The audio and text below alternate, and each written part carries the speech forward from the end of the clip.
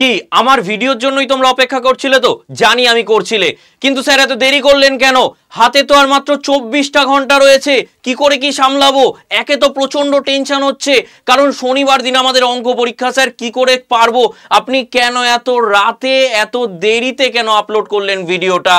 আরে কোনো চিন্তা নেই, কারণ মনে করে দেখো পরীক্ষার আগের দিনই পড়াটা একদম পুরো দমদার হয়। ক্রিকেট খেলাটা কখন দেখতে বেশি ভালো লাগে? যখন লাস্ট 6টা বল বাকি থাকে, হাড্ডাহাড্ডি লড়াই, আর এই সময়টায় তো সেই হাড্ডাহাড্ডি লড়াইয়ের সময়। তাই হাতে যেহেতু রয়েছে একটা দিন, 24টা ঘন্টা, এই 24টা ঘন্টার প্রত্যেকটা মিনিট প্রত্যেকটা সেকেন্ডকে তোমাকে কাজে লাগাতে হবে। আর কিভাবে কাজে লাগাবে সেইটাই আমি আজকে গাইড করব, সাজেশন দেব। একদম ঠিক শুনছো, পুরো ভিডিওটা দেখো, কারণ প্রত্যেকটা পার্টে উপপাদ্য সম্পাদ্য থেকে শুরু করে বীজগণিত, পাটিগণিত, ত্রিকোণমিতি কোনটা করবে কতটুকু করবে পুরো গাইডেন্স পেয়ে যাবে, একদম সাজেশন পেয়ে যাবে পুরো ভিডিওটা শেষ পর্যন্ত। কিন্তু সেই জন্য তোমাকে দেখতেই হবে। এই ভিডিওতে কি করবে না করবে, কি ভুল করছো, কি ঠিক করবে, সেই সমস্ত কিছু আমি কিন্তু গাইড করে দিচ্ছি একবারে। প্রথম যে জিনিসটা আমার বলবার, সেটা আমি মেন 3টে পয়েন্ট নিয়ে আগে বলবো, তারপর আমি সাজেশনের পার্টটায় ঢুকবো। তো মেন 3টে পয়েন্ট অবশ্যই মন দিয়ে আগে শুনে নাও, দেখে নাও, বুঝে নাও। কি মেন 3টে পয়েন্ট আমি বলছি সেটা একটু তোমরা আগে দেখে নাও। প্রথমত আমার যেটা বলবার বিষয় সেটা হচ্ছে এইটা, যে কালকে তোমাদের হাতে রয়েছে দিনটা, 24 ঘন্টা টোটাল হাতে রয়েছে। কেমন? তো মাধ্যমিক 2025-এর সাজেশন দেবার আগে আমি আবারও এর একটা জিনিস বলি, সেটা হচ্ছে মেন 3টে পয়েন্ট হচ্ছে আমার কাছে এইটা। স্যার কি এমন 3টে পয়েন্ট, আমাদের একটু বুঝিয়ে বলুন। একদম তাই, বুঝিয়ে বলবো। প্রথমত হচ্ছে আমার এমসিকিউ করতেই হবে। কি লিখে রেখেছি আমি প্রথম পয়েন্টে? যে এমসিকিউ করতেই হবে। আচ্ছা, আবারও ভিডিওর মাঝখানে আমি বলে দিচ্ছি, সাজেশনই দেবো কোন উপপাদ্য করবে, কোন সম্পাদ্য করবে, ত্রিকোণমিতির কিরকম অঙ্ক করবে, কিভাবে করবে সব বলবো। কিন্তু তার আগেই 3টে পয়েন্ট আমার খুব ভীষণ জরুরি বলে মনে হচ্ছে, সেই জন্য বলা। এমসিকিউ সব করতে হবে, এখানে কোনো নেগেটিভ মার্কিং নেই। তার জন্য এমসিকিউ যে কটা আছে সে কটাই করব। প্রথম 5টা 6টা বা তুমি নিজে বুঝে গেছো এখন কটা পেজ ছাড়তে হবে। আমি ধরে নিলাম 8টা পেজ আমি ছেড়ে রাখবো। একদম প্রথম 8টা পেজ কিন্তু ছেড়ে রাখতে হবে এমসিকিউ এবং শর্ট টাইপ আনসার, অর্থাৎ 1 নাম্বার এবং 2 নাম্বারের যে কোয়েশ্চেন্সগুলো আছে এগুলোর জন্য আমি প্রথম 8 থেকে 10টা পেজ কিন্তু ছেড়ে রাখবো। সেটা তোমার যদি মনে হয় 5টা, সেটা তুমি 5টা ছাড়বে, তোমার 6টা মনে হলে 6টা। কিন্তু মেন কথা হচ্ছে এমসিকিউ করতেই হবে, সেটা ভুল হোক বা তোমার না জানা থাকুক, তাহলেও অপশনটা কিন্তু টিক করে আসবে। কারণ বাই চান্স যদি তোমার আন্দাজ করা উত্তরটাই ঠিক হয়ে যায়, তাহলে 1 নাম্বার কিন্তু তোমার চলে এলো। কারণ এখানে তো কোনো নেগেটিভ মার্কিং এর ব্যাপার নেই। তাহলে নেগেটিভ মার্কিং যখন নেই, তাহলে আমার করতে কি অসুবিধা? Is that clear? প্রথম পয়েন্ট ক্লিয়ার। দ্বিতীয় পয়েন্ট, 2 নাম্বারের উত্তর। স্যার 2 নাম্বারের উত্তর এটা আমি করতে পারছি না, স্যার এটা আমার জানা নেই, এটা আমি ছুঁতেই পারবো না। তারপরেও যদি মনে হয় যে উত্তরটা কোনোভাবে লেখা যাবে, উত্তর লিখে আসবে, ওখানে 1 নাম্বার হলেও পেয়ে যাবে। ঠিক আছে, উত্তরটা অবশ্যই লিখে আসবে। কেমন? বা ধরো 2 নাম্বারের কোশ্চেনের কিছুটা পার্ট তুমি সলিউশন করতে পারছো, সেই কিছুটা পার্টই সলিউশন করে আসবে, লাস্টে উত্তরটা লিখে আসবে। দেখবে মা বাবাও এই কথাগুলোকে তোমাদের বলে প্রত্যেক মুহূর্তে, যে বাবু এটা করবি, বাবু ওটা করবি। তার মধ্যে এই একটা ইম্পর্টেন্ট পয়েন্ট এবং মূল যে পয়েন্ট আমার বলবার, ধরো কোনো ব্রড কোয়েশ্চেন রয়েছে, অঙ্কের যতটুকু পার্ট পারছো প্লিজ হাত জোর করে রিকোয়েস্ট করছি অতটুকু পার্টি করে আসো, অতটুকু পার্টি করে আসো। পার্ট নাম্বারটা জরুরি এখানে, পার্ট মার্কস আছে, পার্ট মার্কিং এ হয়তো ওই নাম্বারটা তোমার চলে এলো, 1 নাম্বার বা 2 নাম্বার হয়তো তোমার ওখানে অ্যাড হয়ে গেল। তাই যতটুকু পারছো ততটুকু প্লিজ করে এসো। এই 3টে কথা আমার কিন্তু মন দিয়ে শুনো, এই 3টে কথার জন্য অবজ্ঞা করো না। আমি জানি বুকের মধ্যে ঢিপ ঢিপ করছে, বুক দুরু দুরু করছে, স্যার কি করব? টেনশন নেই, আমি তার জন্যই ভিডিওটা বানিয়েছি। চলো নেক্সট, এবার যেটা মেন জায়গা, প্রথমত হচ্ছে আমার উপপাদ্যের জায়গা। উপপাদ্যে আমার স্যার 5 মার্কস আছে। আমি বলবো যে প্রথমেই তোমরা উপপাদ্য আর সম্পাদ্যটা করে নাও। কেন? তার রিজন হচ্ছে অনেকেই এরকম আছো যে উপপাদ্যটা একদম পুরো গাঁতিয়ে পড়ে চলে গেছি, যা আসবে ওটাই লিখে দেবো, এরকম ব্যাপার। সেই জন্য আমি বলছি তাহলে একদম ফ্রেশ মাইন্ড পরীক্ষার হলে বসবার পর উপপাদ্যটা প্রথমে করে নিলে। আর একটা কথা, পরীক্ষা শুরুর আগে একটু চোখটা বন্ধ করে নিজের মা বা বাবার কথা ভেবো, বা কোনো ঠাকুরের কথা মনে হলে সেটা ভেবে নিও, নিজের পুরো ব্রেনটাকে কনসেন্ট্রেশনে নিয়ে এসো। তার কারণ হচ্ছে ওই দিন কিন্তু অঙ্ক পরীক্ষা, ভাইটাল পরীক্ষা, সামান্য একটা ভুল পুরো একটা গোটা অঙ্ককে শেষ করে দিতে পারে। তাই সেইটা যাতে না হয়, কারণ আমরা জানি যে কি হয়, যে পরীক্ষার আগে ঢোকার আগে একটু বন্ধুদের সাথে গল্প করছি, করছি, তাতে মাইন্ডটা ডাইভার্ট হয়ে যায়, মাইন্ডসেট কিন্তু নষ্ট হয়ে যায়। সেই মাইন্ডসেট যেন নষ্ট না হয় সেটা মাথায় রাখতে হবে। ক্লিয়ার? তো উপপাদ্যের যে 5 মার্কস রয়েছে, তার মধ্যে আমি এই কটা উপপাদ্যকে ভেবেছি যে ইম্পর্টেন্ট হিসাবে। তার মধ্যে 49 এবং 50 নম্বর যে উপপাদ্যটা, যেটা পিথাগোরাসের উপপাদ্য, সেই দুটো আমি দেখছিলাম যে অনেক দিন ধরে বা অনেক বছর আসেনি, তো সেই জন্য এই দুটো কিন্তু আসার চান্সেস আছে, এমন নয় যে এসেই যাবে। আমি কিন্তু আবারও বললাম চান্সেস। এবং তার মধ্যে আমার 34, 38, ঠিক আছে, এবং 32, এই কটাও খুব ইম্পর্টেন্ট বলে মনে হয়েছে। এনা ছাড়াও তোমাদের প্রয়োগ আছে, অর্থাৎ এক্সট্রা উপপাদ্য আছে, তো যেটা আমরা রাইডার বলি, তো সেইগুলোর জন্য আমি টোটাল 1 2 3 4 5 6 7 কি 24টা ঘন্টা হাতে আছে। ভিডিও আপলোড হওয়ার পরেও তোমার হাতে টাইম থাকছে। মাত্র 7খানা উপপাদ্য কি করা খুবই ডিফিকাল্ট হয়ে যাবে? 7খানা উপপাদ্য করা কি খুবই ডিফিকাল্ট হয়ে যাবে? মোটেই নয়। ঠিক আছে, এই 7টা উপপাদ্য একদম নিজেকে তৈরি করে নিয়ে যাবে। তার মধ্যে আমি আবারও বললাম, পিথাগোরাস 32, 38, 34, মাঝে এই 33, 48 আমি বাদ দিতে পারছি না, তাই জন্য আমি রেখে দিয়েছি একবারে। যদি রাইডারের মধ্যেও প্রয়োগের মধ্যেও চলে আসে তাহলে তো হয়েই গেল। ঠিক আছে, তো তোমরা নিজেরা টেস্ট পেপার ঘেটে দেখবে। এটা কিন্তু সম্পূর্ণ টেস্ট পেপারকেও আমি অ্যানালাইসিস করবার পর তারপর কিন্তু এই সাজেশনটা বানিয়েছি। ঠিক আছে, লাস্ট মুহূর্তের সাজেশন, এই জন্য এমনভাবে দিচ্ছি যে যাতে বেশি খাটতে না হয়, প্রত্যেকটা পয়েন্ট বলবো। তো আমার মনে হলো যে এই 7টা যদি করো তাহলে হয়তো পরীক্ষায় তোমাদের কমন হয়ে যাওয়ার চান্সেস আছে। নেক্সট চলে যাচ্ছি আমি দ্বিতীয় বিষয়, যেটা হচ্ছে আমার সম্পাদ্য। ভীষণ গুরুত্বপূর্ণ আর একটা জায়গা, সেটা হচ্ছে সম্পাদ্য। মাত্র 2খানা জিনিস বলেছি, তুমি টেস্ট পেপার বারবার ঘাটবে, দেখবে রুট 21 বারবার দিয়েছে। তো এই মধ্য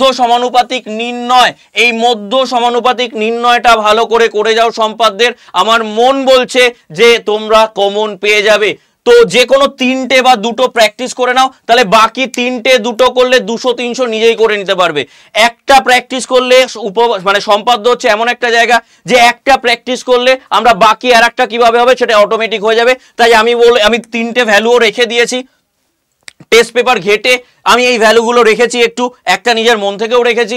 তো এইগুলো করে তোমরা এই 3টে পারলে বাড়িতে বসে করে নাও, তাহলে আমার মনে হয় খুব ভালো একটা তোমাদের সুবিধা হবে, এবং অন্তর্বৃত্ত অঙ্কন থেকেও আসতে পারে। ঠিক আছে, তো এই দুটো জায়গা একটু ভালো করে নাও। তার মধ্যে আমি জোর দেবো এই প্রথম পয়েন্টে। ঠিক আছে, ক্লিয়ার? আশা করি বোঝাতে পারলাম।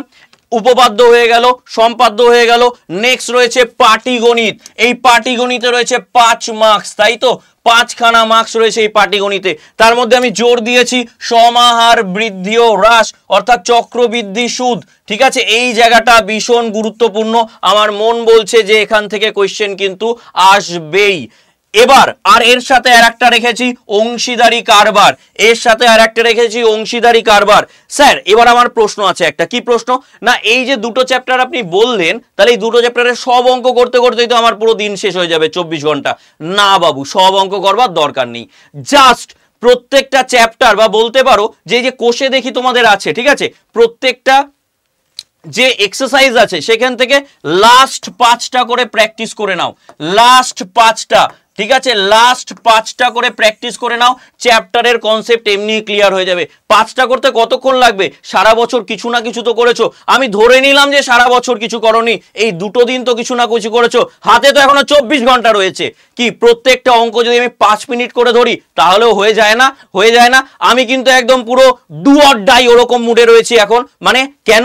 কারণ তোমাদেরও ওই মুডেই থাকতে হবে কালকের দিনটা, ওইভাবেই থাকতে হবে কালকের দিনটা। ঠিক আছে, ওই এখন একটু ঘুমাবো, এখন একটু রেস্ট নেবো, এখন একটু খাবো, ওইসব নেই।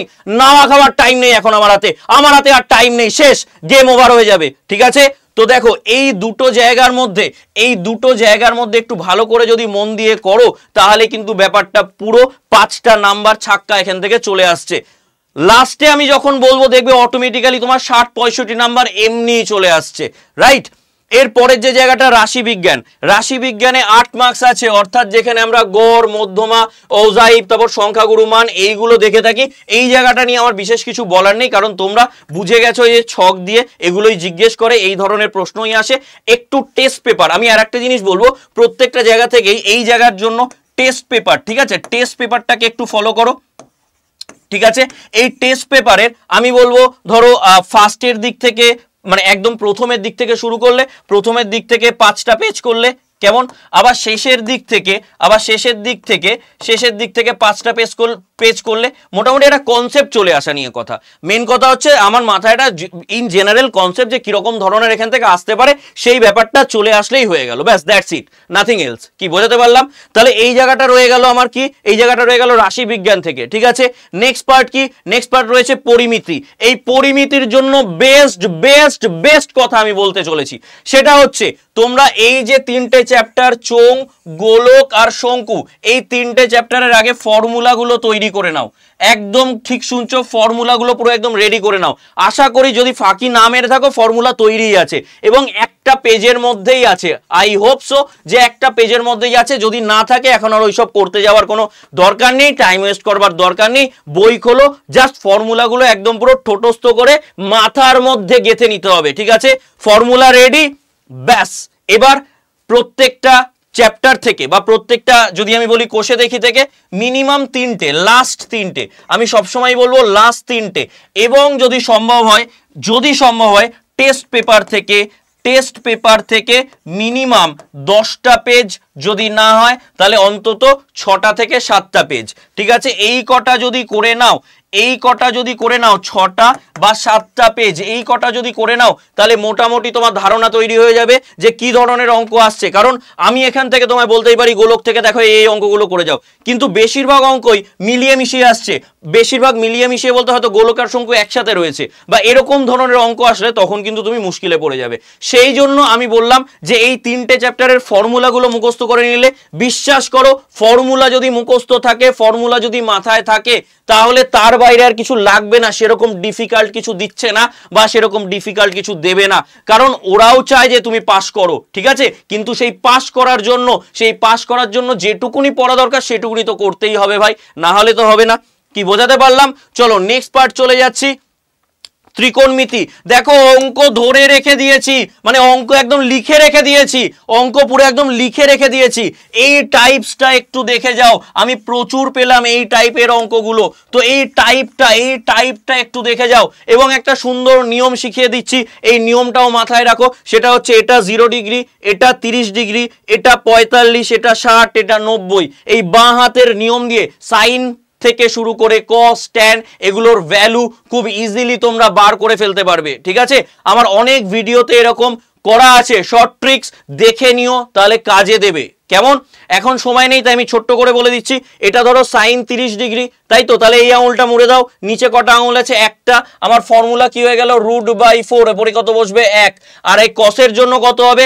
কসের জন্য ওপরের আঙুলগুলো দেখবো, তাহলে ওপরে কটা আছে? কসের জন্য হয়ে যেত √3/4, রাইট। আর টেনের জন্য যদি বলে, টেনের জন্য কি হবে?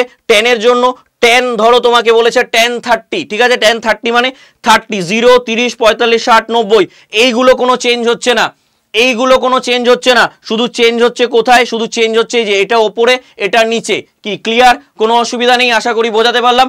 নিচের আঙুল বাই ওপরের আঙুল যদি করে ফেলো, মানে একদম টেনের জন্য যে ভ্যালুগুলো পুরো ব্ল্যাঙ্ক রুট থাকবে, ঠিক আছে, পুরোপুরি কি থাকলো? ব্ল্যাঙ্ক রুট থাকলো। এরপর কি ধরো tan 30 মানে কোনটা বললাম? 30 মানে হচ্ছে এই আঙুলটা, তাই তো। নিচে কটা আঙুল আছে? নিচে আছে একটা। ওপরে হবে নিচের আঙুল, মনে থাকবে, আর নিচে হবে ওপরের আঙুল। কি ক্লিয়ার? বোঝাতে পারলাম? ওপরে হবে নিচের আঙুল আর নিচে হবে ওপরের আঙুল, ব্যাস বসিয়ে দাও, ভ্যালু বেরিয়ে যাবে। এনিওয়ে, তো এই ধরনের যে অঙ্কগুলো সেইগুলো কিন্তু একটু দেখে নিও, তাহলে পুরো জিনিসটা ক্লিয়ার হয়ে যাবে। আচ্ছা, আর একটা যেটা, সেটা হচ্ছে উচ্চতা ও দূরত্বের অঙ্ক। প্লিজ হাত জোর করে রিকোয়েস্ট করছি করে যাও, জাস্ট 3-4টে টাইপ করে যাও, মানে 3-4টে অঙ্ক করে যাও। আবারও বলবো আমি গাইড নিতে মানে এখান থেকে করতে কোথা থেকে হবে, টেস্ট পেপার থেকে ফলো করো। উচ্চতা এবিটি এর টেস্ট পেপার আছে সবার কাছে, বা অন্য কোনো টেস্ট পেপার সেটা থেকে ফলো করো। উচ্চতা ও দূরত্বের এই যে অবনতি এবং উন্নতি কোণ দিয়ে একটা সেম টাইপের অঙ্কই আসার চান্সেস রয়েছে, সেম টাইপেরই একটা অঙ্ক আসার চান্সেস রয়েছে অবনতি কোণ বা উন্নতি কোণ দিয়ে। আমি বোঝাতে পারলাম, আশা করি বোঝাতে পেরেছি, ক্লিয়ার। নেক্সট রয়েছে এই জায়গাটায় দ্বিঘাত সমীকরণ, করণী এবং অনুপাত সমানুপাত, এই কটা পার্ট একটু করে নিতে হবে। দ্বিঘাত সমীকরণ, করণী এবং অনুপাত সমানুপাত প্রত্যেকটাই আমি বলবো টেস্ট পেপার থেকে করলে ভালো হয়। টেস্ট পেপারের মিনিমাম এই কটার জন্য মিনিমাম 10টা পেজ কিন্তু করতেই হবে, 10টা পেজ করতেই হবে। তাহলে তোমার টাইপ বা প্যাটার্ন তুমি বুঝে যাবে যে কিরকম ধরনের টাইপ আসছে। যদি এই 10টা না করতে পারো, প্রত্যেকটা এক্সারসাইজ থেকে লাস্ট তিনটে অন্তত করে নেওয়া, এটাও করতে পারো। যে তোমাদের যে বইটা আছে টেক্সট বুক, সেটা থেকে লাস্ট 3টে অঙ্ক এটাও তোমরা করতে পারো, তাহলেও হবে, কোনো অসুবিধা নেই। ঠিক আছে, আশা করি বোঝাতে পারলাম, কি ক্লিয়ার করতে পেরেছি সবাইকেই আশা করি। ওকে, কোনো অসুবিধা নেই আশা করি। ওকে, তাহলে এই জায়গাটা সবার কাছেই ক্লিয়ার, পুরো বক্তব্য আমার ক্লিয়ার, মানে পুরো জিনিসটা তোমাদের বোঝা গেছে আশা করি। এবার একটা জিনিস বলে রাখি, সেটা হচ্ছে যে কি টেনশন, মানে পরীক্ষার হলে বসে একটা টেনশন বা প্যালপিটেশন কাজ করবে, ঠিক হচ্ছে তো, অঙ্ক করতে গিয়ে হাত কাঁপবে, আমি জানি, সেইটাকে কিন্তু ওভারকাম করতেই হবে ভাই, সেটাকে ওভারকাম করতেই হবে। যখনই হাত কাঁপবে, টেনশন হবে, জাস্ট চোখটা বুঝে নিজের ব্রেনটাকে এক জায়গায় নিয়ে চলে আসো, সঙ্গে সঙ্গে জাস্ট 2 মিনিটের মধ্যে, আমি বেশি বলছি 2 সেকেন্ডের মধ্যে ওটা হয়ে যাবে, কোনো অসুবিধা নেই। ঠিক আছে, টেনশন করবার দরকার নেই, টেনশনকে পেনশন নিতে পাঠিয়ে দাও, শনিবারের জন্য টেনশনকে পেনশন নিতে পাঠিয়ে দাও। ঠিক আছে, কোনো চাপ নেই, কোনো টেনশন নেই, কোনো চিন্তা নেই। আমি বলছি তোমাদের সবার পরীক্ষা হবে। ভিডিওটা ভালো করে পুরো মন দিয়ে দেখে নিও কিন্তু, কারণ ভিডিওটা কাজে লাগবে। চলো তাহলে আজকে এই পর্যন্তই, দেখা হচ্ছে তোমাদের সাথে পরের কোনো ভিডিওতে। Thank you.